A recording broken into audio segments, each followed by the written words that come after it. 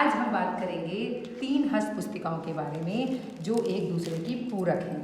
तो ये 3 हस्त पुस्तिकाएँ जो हैं वो हैं ध्यानाकर्षण, आधारशिला और शिक्षण संग्रह। इन हस्त पुस्तिकाओं में कुछ चीज़ें जो हैं इंडेक्स से पहले एक समान है।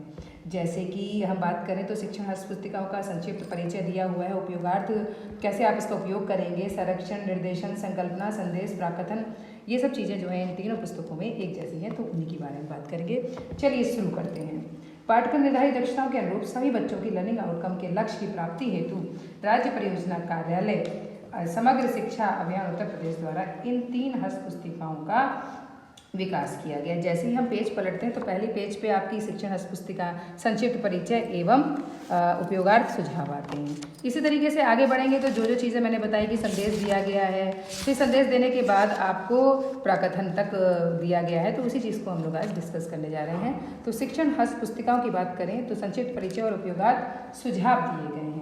तो सुझाव के लिए यहाँ पर ये हस्त पुस्तिकाओं के बारे में बात करें तो पहले ये कहा गया है कि विद्यालय वातावरण एवं शिक्षण अधिगम प्रक्रिया को और अधिक प्रभावशाली और व्यवहारिक रूप देने की दृष्टि से 3 हस्त पुस्तिकाएं आधारशिला, ध्यानाकर्षण एवं शिक्षण संग्रह विकसित की गई हैं, जो कि एक दूसरे के पूरक हैं। इन पुस्तिकाओं में कुछ विशेषताएं हैं जिनको इन शॉर्ट बताया गया है कि आधारशिला जो है क्लास 1 और 2 के बच्चों में भाषा व गणित की गहरी व बुनियादी समझ विकसित करने के लिए जरूरी जानकारी व रोचक गतिविधियाँ दी गई हैं। ध्यानाकर्षण जो है आपका सेकंड जो दिया है कि जो बच्चे अपने अधिगम स्तर के कक्षारूप नहीं हो पाते हैं, इन बच्चों को कैसे पहचानना है, फिर शिक्षण टेक्निक का यूज़ करना है, फिर दक्षताओं का विकास करना है, मूलभूत दक्षताओं का बच्चों में विकास करना है। इस मॉड्यूल में 18 तकनीक दी गई हैं जिसके माध्यम से शिक्षक जो है बच्चों को शिक्षा की मूलधारा से जोड़ सकते हैं आसानी से। शिक्षण संग्रह ये शिक्षकों के लिए बहुत ही अच्छा मॉड्यूल है। शिक्षकों की आवश्यकताओं एवं व्यावसायिक जो विकास के दृष्टिगत रखते हुए इस पुस्तिका में आवश्यक जानकारी व उपयोगी सूचनाएं दी गई हैं। फिर इसके बाद इसमें 3 सुझाव दिए गए हैं। सुझाव में पहले सुझाव में ये कहा गया है कि इस हस्त पुस्तिका को ढंग से पढ़िए और पढ़ने के बाद विद्यालय का जैसा वातावरण है या कक्षा के अनुरूप इसका इस्तेमाल करिए। सेकंड में ये बताया गया है कि अगर इन पुस्तिकाओं में आपको कोई भी समस्या आ रही है तो जो भी आपके यहाँ प्रशिक्षण या पर्यवेक्षण होता है उसके दौरान आप पूछ सकते हैं, पूछने के बाद उसको कक्षा में लागू कर सकते हैं। तीसरा बताया गया है कि इन हस्त पुस्तिकाओं को और अधिक प्रभावशाली और समृद्ध बनाने के लिए अपने अनुभवों को इसमें आप समय समय पर साझा कर सकते हैं और जोड़ सकते हैं। नेक्स्ट जो है वो है संरक्षण का पेड़। संरक्षण जो है श्रीमती रेणुका कुमार IAS अपर मुख्य सचिव बेसिक शिक्षा उत्तर प्रदेश शासन लखनऊ द्वारा किया गया है।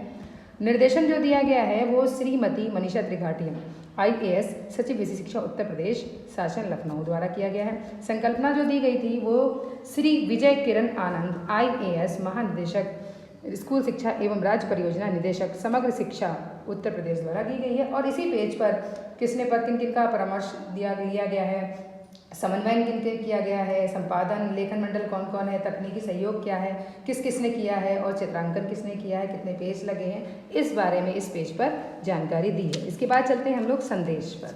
संदेश जो है श्री योगी आदित्यनाथ जी ने दिया है। मुख्यमंत्री उत्तर प्रदेश हैं ये। डॉक्टर सतीश चंद्र द्विवेदी राज्य मंत्री स्वतंत्र प्रभार बेसिक शिक्षा उत्तर प्रदेश सरकार। श्रीमती रेणुका कुमार IAS अपर मुख्य सचिव बेसिक शिक्षा उत्तर प्रदेश शासन लखनऊ। श्रीमती मनीषा त्रिघाटिया IAS सचिव बेसिक शिक्षा उत्तर प्रदेश शासन लखनऊ, इनके द्वारा संदेश दिया गया और सभी ने बच्चों की पढ़ाई पर विशेष बल देने की बात की है। निःशुल्क एवं अनिवार्य बाल शिक्षा अधिकार अधिनियम 2009 RT एक्ट 2009 के अंतर्गत 6 से 14 वर्ष तक के जो बच्चे हैं उनको गुणवत्ता युक्त प्रारंभिक शिक्षा उपलब्ध कराना हमारी संवैधानिक प्रतिबद्धता है। इसी क्रम में पाठ्यक्रम अनुसार निर्धारित दक्षताओं के अनुरूप सभी बच्चों के शिक्षण अधिगम परिणाम यानी लर्निंग आउटकम के लक्ष्य की प्राप्ति हेतु राज्य परियोजना कार्यालय समग्र शिक्षा अभियान उत्तर प्रदेश लखनऊ के राज्य गुणवत्ता समूह द्वारा इन 3 हस्त पुस्तिकाओं का विकास किया गया है।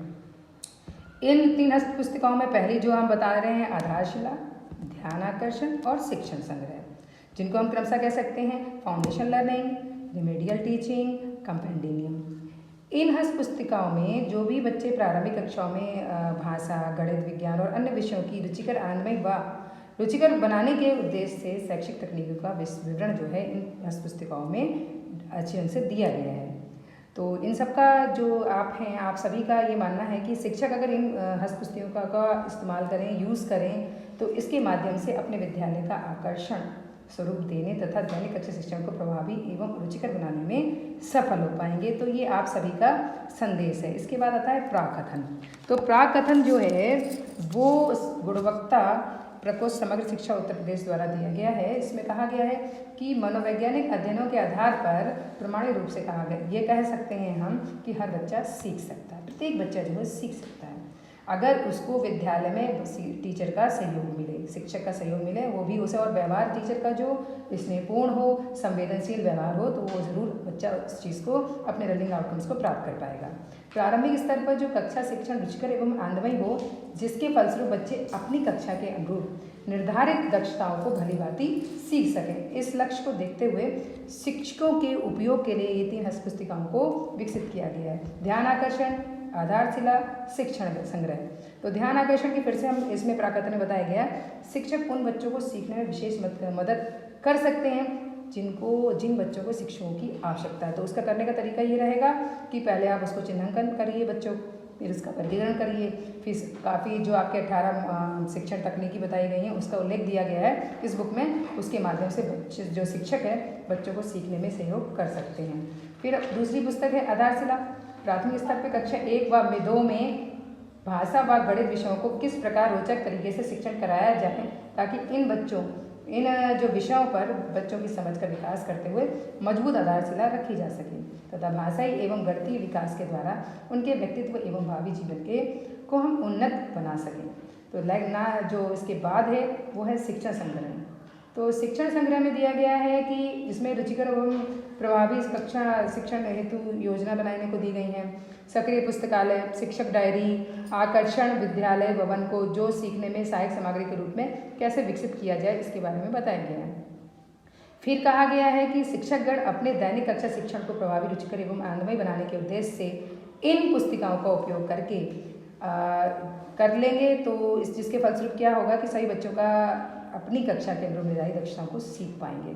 तो जो कि हमारा लक्ष्य है कि हर बच्चे अपनी कक्षा के अनुरूप जो है अपनी जो दक्षताएं हैं उनको पा सकें। तो इन पुस्तिकाओं के विकास के लिए, तीनों हस्तपुस्तिकाएं इनके विकास के लिए SCERT UP गुणवत्ता प्रकोष्ठ समग्र शिक्षा एवं संबद्ध राज्य गुणवत्ता समूह यूनिसेफ, इग्नेस पहल तथा विभिन्न संस्थाओं के विशेषज्ञों का प्रमुख योगदान रहा है। तो इस तरीके से इन 3 हस्तपुस्तिकाओं के माध्यम से हम बच्चों को उनकी कक्षा के जो निर्धारित दक्षताएं हैं वहाँ तक ले जा सकते हैं और इसमें उनका सहयोग कर सकते हैं। धन्यवाद।